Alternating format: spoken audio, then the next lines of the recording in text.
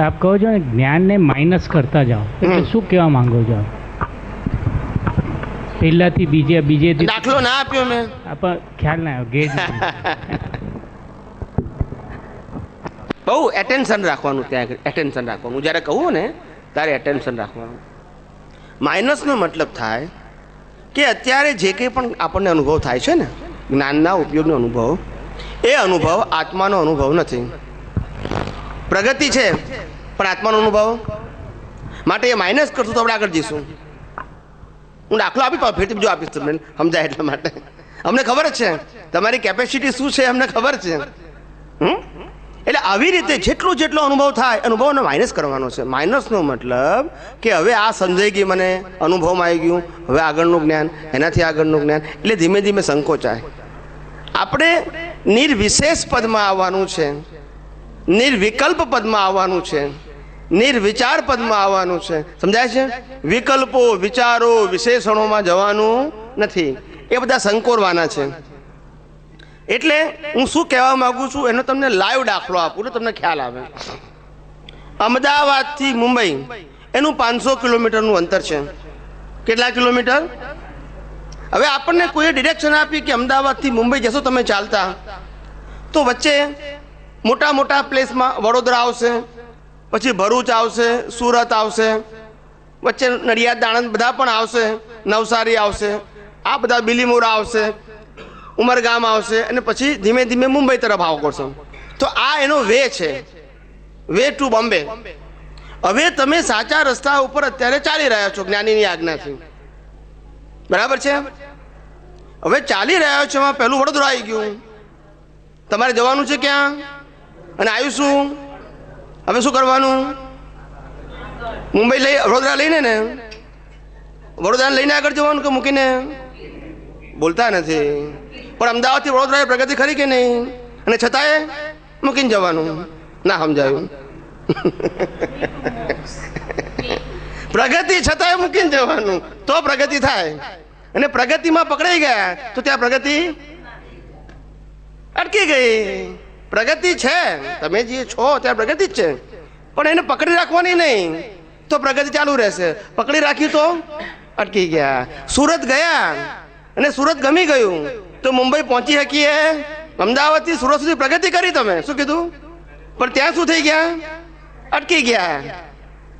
એટલે ડેસ્ટિનેશનને પહોંચી શક્યા? ડેસ્ટિનેશનને પહોંચવું એટલે કે જે અનુભવ છે એમાંથી પછી આગળ વધવાનું, તો તમારી પ્રગતિ ચાલુ રહેશે. સમજાય છે ને?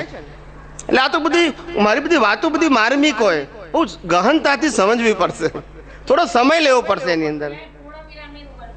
અલ્પ વિરામ. હા, ખ્યાલ આવ્યો? બહુ આ બધી વાતો છે ને, આ બધી ઇતિહાસની અંદર લોકો ભવિષ્યમાં ખોળશે કે આવી વાત કરનારો થઈ ગયો આ કળિયુગની અંદર. આ વાત કોઈ દુનિયાના કોઈ શાસ્ત્રમાં હોય જ નહીં. આ કાળને આધીન વાત છે. કેવી? આ સતયુગમાં ના વાતો હોય આ બધી, ને સતયુગમાં જરૂર પણ ના હોય. આ કળિયુગને આધીન, પણ કળિયુગની હાઈ લેવલની વાત છે, ટોપ લેવલની. શું કીધું? એટલે અપવાદ હોય. આ સર્વસામાન્ય તમને સાંભળવા ના મળે. રૂટીન વાતો બધી સાંભળવા મળે, ચોપડીઓની, શાસ્ત્રોની. અનુભવની વાત હોય નહીં. એટલે આ વાત જ્યારે તમે સાંભળો ને ત્યારે તમને ખ્યાલ આવે કે હા, ખરેખર આપણી ભૂલ અહીંયા થતી હશે. હું કહું ને ત્યારે તમને અવેરનેસ આવે કે ખરેખર આપણી આવી ભૂલ થઈ જાય છે. ત્યાં સુધી એ ભૂલને ભૂલ તરીકે ના સમજાય. અમે કહીએ ને, અમે દ્રષ્ટિ આપીએ ત્યારે તમને ભૂલ તરીકે દેખાય, નહીં તો દેખાય તમને પ્રગતિ જ લાગે. બોલો સાહેબ. સાહેબ, આપે હમણાં થોડી વાર પહેલાં કહ્યું કે જૂની ભૂલો હોય એને યાદ નથી કરવાની. તો જૈન દર્શનમાં એવી એક ખાસ એક આવશ્યક આવે છે કે જેમાં તમારે 18 પાપસ્થાનોએ કરીને તમે જેટલી જૂની ભૂતકાળમાં ભૂલો કરી હોય, અને જ્યારે તમે સમજણના ઘરમાં ના હો અને હવે તમને સમજણ પડવા માંડી કે આ બધી ભૂલો કરી છે, તો એ બધી ભૂલો એક કાગળમાં લખી અને ગીતાર્થ ગુરુ પાસે એનું પ્રાયશ્ચિત લેવાની વાત કરેલી છે, આલોચના લેવાની. તો એ બંનેનો વિરોધાભાસ લાગે છે. એવું કેમ સાહેબ? તો એટલે એવું છે કે પ્રકૃતિને સુધારીને પરમાત્માને પ્રાપ્ત કરવાનો જે માર્ગ છે એની અંદર આ રીતે પ્રકૃતિમાં થયેલી ભૂલોને યોગ્ય યથાર્થ ગીતાર્થ ગુરુ પાસે જઈને આલોચના કરવાનું કહેવામાં આવે બરાબર છે, પણ આધ્યાત્મ માર્ગે આગળ વધવા માટે આ જરૂરી નથી. પ્રકૃતિને શુદ્ધિ માટે આ હેલ્પફુલ છે. એટલે ક્રમિક માર્ગની અંદર આ વસ્તુ સારી છે, કારણ કે પ્રકૃતિને સુધારવી એનો બેઝ છે. શું છે? આપણે કહીએ પ્રકૃતિ જેવી છે તેવી, પણ આપણે પ્રકૃતિના પક્ષના નથી. શું નથી? એટલે પ્રકૃતિને બાયપાસ કરી દેવાની છે. કવિરાજે કીધું છે ને, ચીકણી કે મોળી બધી ફાઇલું છે નિકાલી. કેવી છે? નિકાલી. જેવી છે તેવી, આપણી હોય કે બીજાની હોય, પણ બધી નિકાલી છે. આ ફાઇલ હોય કે બીજી કોઈ પણ ફાઇલ હોય, બધી કેવી છે? ચીકણી હોય કે મોળી હોય, પણ નિકાલી જ છે બધી. એમાં ક્યાં ઊંડા ઉતરીએ? જેનો સાર નથી એમાં સાર કાઢવાની જરૂર ક્યાં છે? આમાં આનું આ સારું છે, આમાં આનું આ ખરાબ છે, પણ બે અસાર છે. શું છે? અસાર છે બંને. પછી ક્યાં ઊંડા ઉતરીએ? આપણે જે હું કોણ છું એમાં સાર છે, બાકી કશામાં સાર નથી. પછી ફાઇલ નંબર 1 હોય કે 50 હોય, માટે ઊંડા ઉતરવું નથી આપણે. કારણ કે એની વેલ્યુ કરનારો, સારી અને ખરાબની વેલ્યુ કરનારો એ પાછા આપણે જ ને. તો આની ના કરીએ, આની કરીએ એના કરતા. બરોબર. પ્રકૃતિને ખપાવી નહીં પડે આપણે? પ્રકૃતિને ખપાવી નહીં પડે? તમે તમારામાં રહો તો પ્રકૃતિ સ્વભાવથી ખપી રહી છે. પ્રકૃતિને ખપાવવાની નથી. આપણે આપણામાં રહીએ તો એમાં ડખો દખલ કરીએ તો ઉપાધિ છે. શું કીધું? જ્ઞાની પુરુષ કહે છે કે આપણે લગ્ન કર્યા હોય પતિ પત્ની તરીકે, અને માનો કે પતિ અથવા પત્ની એકબીજાને વાંકા મળ્યા હોય. કેવા મળ્યા હોય? ટેન્ડર ગયા અવતારનું, રિઝલ્ટ આ અવતારમાં. શું થાય? ના સમજાયું. ટેન્ડર ગયા અવતારનું અને રિઝલ્ટ આ અવતારમાં. સંજોગો સરખા હોય? ના હોય. ટેન્ડર ભર્યું તારે સંજોગ જુદા હતા, રિઝલ્ટ આવ્યું તારે સંજોગ જુદા છે. હવે ફરિયાદ કરે છે. શું કરે છે? આપણે માગ્યું હતું કે આવી રૂપાળી હોય એવી મારી પત્ની જોઈએ હતી, એવી જ મળી, કુદરતે આપ્યું. પછી કે તારો સ્વભાવ સારો નથી, પણ ટેન્ડરમાં ક્યાં લખ્યું હતું તે આવા સ્વભાવ વાળી? ના સમજાયું. મારે ભણેલી જોઈએ તો ભણેલી આપી, પણ તું કદરૂપી છું, પણ તે ક્યાં માગ્યું તું? તે ભણેલી માગી તો ભણેલી આપી. ના સમજાયું. હવે ફરિયાદ કરે છે. શું કરે છે? માટે જ્ઞાની પુરુષ કે જો નિકાલ કરવો હોય તો કહેજે સારું છે, સારી છે કે સારો છે, નિકાલ કરી નાખ. શું કે છે? સમભાવે. શેના માટે? એક પણ ભાગ સામેવાળી વ્યક્તિનો ખરાબ કે કમ્પ્લેન રૂપ આપણી દ્રષ્ટિમાં દેખાવો જોઈએ નહીં, હિસાબ રૂપે જ દેખાવો જોઈએ. જો કમ્પ્લેનને ક્વેશ્ચન કરશો તો carry forward in next birth. શું કીધું? સમજાય છે? માટે કીધું કે જે છે તે ફરિયાદ નથી કરવી, કારણ કે કુદરત હંમેશા તમારા ટેન્ડર પ્રમાણે જ વસ્તુ સપ્લાય કરે છે. વસ્તુ કે વ્યક્તિ, બરાબર? એટલે એની ભૂલ તો છે નહીં, અને આપણને ભેગું થયું મીન્સ આપણો હિસાબ તો છે જ. હવે ફરિયાદ ક્યાં કરવાની હતી? હવે સમભાવે નિકાલ. સમજાય છે? આગળ વધવાનો આ એક જ માર્ગ છે, બીજો કોઈ રસ્તો નથી. એટલે આ બધી વસ્તુ આપણને સમજાવવી જોઈએ કેમ આવું થાય છે. કારણ કે ટેન્ડર ભર્યું તારે જુદી વસ્તુ હતી, એનું રિઝલ્ટ આવ્યું તારે સંજોગો બદલાઈ ગયા. એટલે બધાને આવું હોય, તમારે એકલા નહીં, બધાને આવું જ હોય. કાળક્રમ બધું બદલાયા કરે. એ પરિસ્થિતિમાં એ માગ્યું તો આ પરિસ્થિતિમાં આ માગ્યું. અત્યારે આ નિરાશ્રિતો બચારા ભાગીને આવ્યા હોય બોર્ડર ક્રોસ કરીને, અને પછી એ લોકોને રહેવાની જગ્યા આ લોકોને આપે. એમાં કોઈને સારો તંબુ હોય, કોઈને ખરાબ તંબુ હોય, કોઈને ફેસિલિટીવાળી વધારે મળી હોય, કોઈને ફેસિલિટી ના મળી હોય, અને એકબીજાને જુએ અને પછી રાગ થાય કે ના ના આને તો બહુ સારી ઓળખાણ છે, તો અને તંબુ સારો મળ્યો છે, આપણે એની સાથે સંબંધ થાય તો સારું. આવો ભાવ કરી નાખે તંબુને કારણે. ના સમજાયું. હવે જ્યારે રિઝલ્ટ આવે ત્યારે તંબુ ના હોય, પણ ત્યારે પછી એમ લાગે કે આવું કેમ ભેગું થયું? એટલે પણ તે ટેન્ડર ભર્યું તે તો મળ્યું. આ સમજવા જેવું છે. એટલે કુદરતનો કાનૂન કેવો છે એ જો સમજાય ને તો ફરિયાદ કરવાનું મન ના થાય. શું કહું છું? ભગવાન કે છે જે વસ્તુ આવી એની અંદર સંભાવ રાખવાનો, એને ફરી યાદ કરવાનું નહીં. ના સમજાયું? વાઈફ ગુસ્સે થઈ એ હિસાબ પૂરો. જો ફરી યાદ કરો તો પાછું ફરી હિસાબ આવશે. શું કીધું? એને ફરી યાદ કર્યું તો ફરી હિસાબ આવશે, ને ફરિયાદ ના કરો તો હિસાબ પૂરો. સમજાય છે? આપણો જ હિસાબ આપણે સંભાવે નિકાલ કરીને પૂરો કરવાનો છે, બીજા કોઈએ કરવાનો નથી. એટલે જગતના લોકો શું કહે છે? બીજાને જોઈને પોતાનું બગાડે છે. શું કરે છે? એનું એ જાણતો હોય. પાછું આપણને પારકાના રોટલા હારા લાગતા હોય, પણ એનું તો એને જ ખબર હોય કે કેવું છે. માટે આપણે જે હિસાબ આવ્યો ને એમાં સંભાવમાં રહેવું, બીજામાં બહુ દ્રષ્ટિ દોડાવવી નહીં તો આપણું જ બગડે. સમજાય છે? આ તો પડોશીના ઘરમાંથી એક શાક લઈ આવે એટલે પેલા ભાઈ વખાણ કરે, શું શાક છે, શું શાક છે, શું મસાલો છે. એટલે વાઈટ અકળાયા કરે. શું થાય? પછી પેલી વાઈફ કે કેમ આટલા વખાણ કરો છો? અરે કે કેટલું સરસ શાક છે. કે છે હું રોજ રાંધું છું, તમે વખાણ નથી કરતા. આજે બાજુમાંથી લઈ તો વખાણ કરો છો, હવે બાજુમાં ખાવા જજો. સમજાય છે?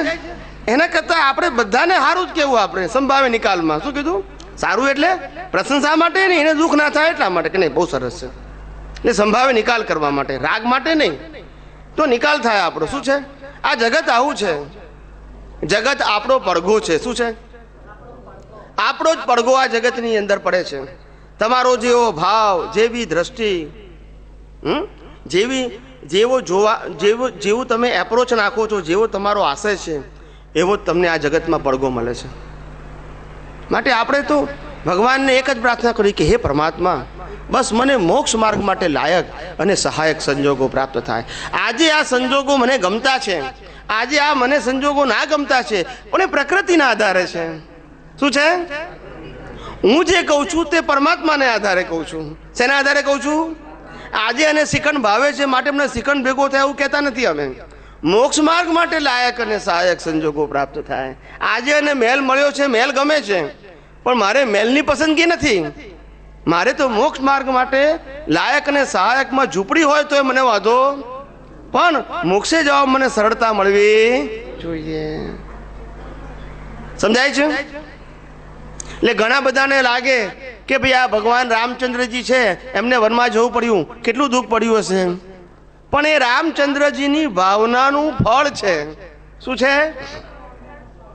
રામચંદ્રજી ગયા અવતારમાં ભાવના કરી હતી કે ભગવાન મને રાજપાટ મળો કે ના મળો, મને મહેલ મળો કે ના મળો, મને આ સાધન સંપત્તિ નોકર ચાકર બધું મળો કે ના મળો, પણ મને એવા કુદરતી સંજોગો પ્રાપ્ત કરાવજો જેથી મારી અંદર રહેલું જ્ઞાન ખુલ્લું થાય. શું થાય? તે બીજ નાખ્યું હતું. શું નાખ્યું હતું? ત્યાં બીજના ફળ રૂપે આ એમને વનવાસ આવ્યો. એમના માટે દુઃખના સંજોગો નતા. સમજાય છે?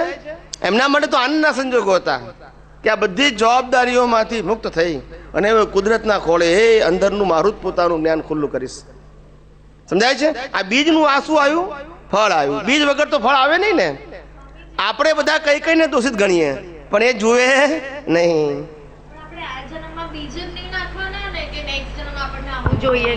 બીજ નહીં નાખવાના એ વાત સાચી છે, પણ ક્યારે?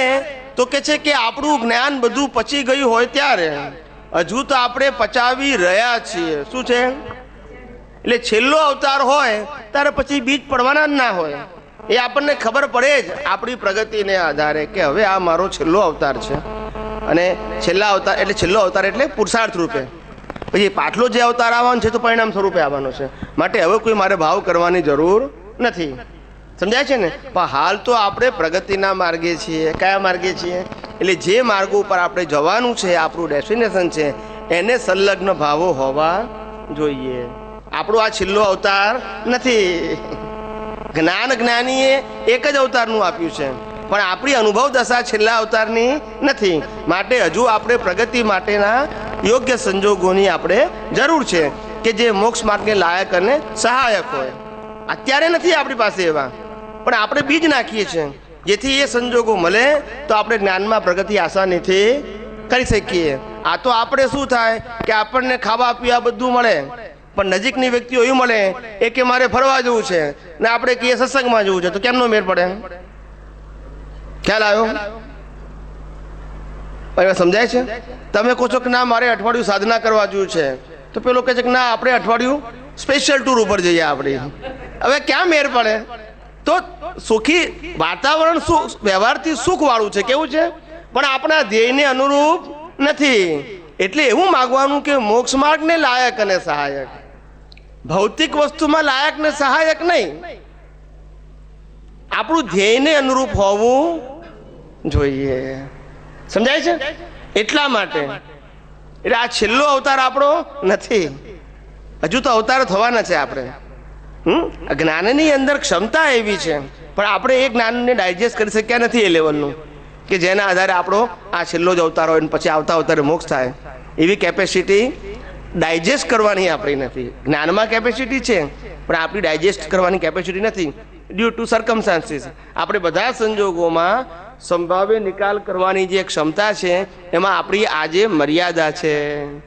કેટલાકમાં સંભાવ્ય નિકાલ થાય છે, કેટલાકમાં નથી પણ થતો, કારણ કે એ આપણી મર્યાદા છે. સમજાય છે? એટલે જે દિવસે આપણે બધા સંજોગોને વિતરાગ ભાવે સમભાવે ડાયજેસ્ટ કરી શકવાની ક્ષમતા ધરાવીએ તો જાણવું કે આ છેલ્લો અવતાર છે, પછી આગલા અવતારમાં મોક્ષ છે, પછી તો પરિણામ સ્વરૂપ છે, પછી પુરુષાર્થ હોતો નથી. એટલે બહુ સમજવાનું આપણે. સમજાયું ને? જ્ઞાનમાં કોઈ જગ્યાએ કચાશ નથી. તમારા બધાની પુણ્ય એટલી બધી સારી છે. શું કહું છું? તમારા બધાની પુણ્ય એટલી બધી સારી છે કે આટલા ઝીણા વાંકા ચૂકા ઊંચા નીચા આડા આવડા પ્રશ્નોના જવાબ તમને સીધા મળે છે. ના સમજાયું? શું કીધું? કેવા મળે છે? અમારા જવાબ વાંકા ચૂકા આડા આવડા ઊંચા નીચા હોતા નથી. સમજાય છે? એ તમારી પુણ્ય છે. નહીતર આવું બને જ નહીં. આ કાળમાં આવું બને નહીં. ભલાને પૂછો ને તો એ ગોથા ખાઈ જાય, પ્રશ્નમાં ગોથા ખાઈ જાય. જવાબની પછીની વાત છે, પ્રશ્ન જ ના સમજી શકે. કેટલા લોકોને કહીએ તો આ તમારે કામની વાત જ નથી. શું કીધું? એટલે ઉડાડે પછી. એટલે આપણને અંદર અજંપો રહ્યા કરે કે ભાઈ હવે આપણે મને પ્રશ્ન થયો છે તો મારે જવાબ જોઈએ છે. તમે જવાબ આપો ને, ભલે કામનું હોય કે ના કામનું હોય. ખ્યાલ આવે ને? પણ એટલે ટૂંકમાં એ આપણી એવી પુણ્ય નથી કે જેના આધારે આપણને જવાબ મળે, પણ તમને જવાબ મળે છે એ તમારી પુણ્ય છે. એટલે અહીંયા કોઈ જગ્યાએ અલ્પ વિરામ નથી, બધે પૂર્ણ વિરામ છે. બધાને સેટિસ્ફેક્શન થાય છે. શું થાય છે? સમાધાન થાય છે. માત્ર આન્સર નહીં, સેટિસ્ફેક્શન થાય છે. એટલે તમને એટલું તો ખ્યાલ છે કે ગમે ત્યારે ગમે તે પ્રકારના પ્રશ્નો પૂછીશું તો આપણને જવાબ તો મળશે. એટલે આપણી પ્રગતિ જે છે કન્ફ્યુઝનની એના કારણે અટકશે નહીં. પેલું જવાબ જ ના મળે તો શું થાય? અટકી જાઓ. અને જવાબ પાછો કેવો જોઈએ? સૈદ્ધાંતિક, શ્રદ્ધાનો નહીં. હવે શ્રદ્ધાનો જવાબ આપે એટલે વળી પાછો ગૂંચવાડો તેનો તે. સમજાય છે? આજે મારે તમે જુઓ દાદા ભગવાનની આપતો વાણીમાં જુઓ તમે, પ્રશ્ન કરતાને જવાબ કેટલો હોય છે? જવાબ 1 લીટી, 2 લીટી, 3 લીટી, બહુ તો 5 લીટી, દાખલો હોય તો 10 લીટી થાય. એક્ઝામ્પલ આપે એટલે આનાથી લાંબો. પણ જેનો જવાબ 5 પાનાનો હોય તો શું થાય? જવાબ મળે કે જવાબ ખોળવાનો રહે? આપણે ના સમજાયું. જેના જવાબ 5 પાનાના હોય એને જવાબ મળ્યો કહેવાય કે જવાબ ખોળવાનો કહેવાય? એને ખોળવામાં પાછી આપણી અલમતી. સમજાય છે મારી વાત? જ્ઞાની ટૂંકું ને ટચ કરે એટલે નિર્વિકલ્પ થઈ જાઓ તમે. શું થઈ જાઓ? સમજાય છે? ટૂંકો જ જવાબ આપે નિર્વિકલ્પ. તમને વિકલ્પ રહે નહીં. પેલામાં વિકલ્પ વધે, આમાં વિકલ્પ રહે નહીં. એટલે આ આ કળિયુગનું આશ્ચર્ય છે. શું છે? કળિયુગનું આશ્ચર્ય છે. અને જ્યારે ઇતિહાસની અંદર જ્યારે નામ આવશે ત્યારે લોકો કહેશે કે હો તમે એમને પ્રત્યક્ષ મળ્યા હતા. શું કહે? એને એમ લાગે કે આવી વ્યક્તિ મળી શકે એમ. સમજાય છે ને? આજે ઘણા બધાને દાદા ભગવાનની વાત કરીએ તો શું કે હું દાદા ભગવાન તમને પ્રત્યક્ષ મળ્યા હતા, તમે પ્રત્યક્ષ જોયા હતા, તમે પ્રત્યક્ષ વાતચીત કરી હતી, એવું કે ના કે એવું એને આશ્ચર્ય જેવું લાગે કે કેમ કે એને વાંચ્યા પછી ખ્યાલ હોય કે હો આવડી મોટી વ્યક્તિ એમ. એને એક આખી ઇમેજ ઊભી થાય એ વ્યક્તિની. ખ્યાલ આવે ને? વાંચવાથી ખ્યાલ આવે કે આમ આ વ્યક્તિનું લેવલ શું છે, કે આપણી સમજણથી ઘણી ઊંચી વાતો કરે છે અને છતાંય સરળ ભાષામાં કે જે આપણે સમજી શકીએ. ભલે અનુભવતા વાર લાગે પણ સમજાય તો છે એમની વાત. આપણને સમજાય જ નહીં વાત તો પછી કામની નહીં. એટલે અનુભવી પુરુષની વાતોમાં એક પ્લસ પોઈન્ટ હોય કે તમને એમની વાત બધી સમજાય. શું કીધું? પછી અનુભવમાં આવવું એ તમારા પુરુષાર્થ ઉપર જાય છે, પણ ના સમજાય એવું બને નહીં. આ એમની વિશેષતા હોય. ગમે તેવા પ્રશ્ન પૂછો એનો જવાબ એવો હોય કે આપણને સમજાય એ ભાષામાં જ આપે. એમના દાખલા એ બધા મૌલિક હોય, લાઈફમાં ફર્સ્ટ ટાઈમ સાંભળીએ તોય પણ આપણને ઇઝીલી સમજાઈ જાય, અઘરા હોય નહીં. હમણાં આ ભાઈએ ના પૂછ્યું કે ભાઈ પ્રગતિ કરવા માઇનસ શું, આપણે કેવું ચોખ્ખું જ કહી દીધું કે 5માંથી 6 પગથિયા જવું હોય તો 5મું પગથિયું. હવે આ કહીએ એટલે એને ફીટ બેહી જ જાય. ના સમજાયું? અને 5 પાનાનો જવાબ આપું તો એ પગથિયા ચડ ઉતર જ કર્યા કરે. પ્રગતિ ના થાય એની બચારાની. આટલું આ દાખલો જ એને જવાબ માટે પૂરતો છે. સમજાય છે? પણ પછી એમાં કોઈ મહાત્મા એવું કે ભાઈ સાહેબ પણ હવે આ વાત આપતવાણીમાં ક્યાં લખી છે તો એ ના મળે.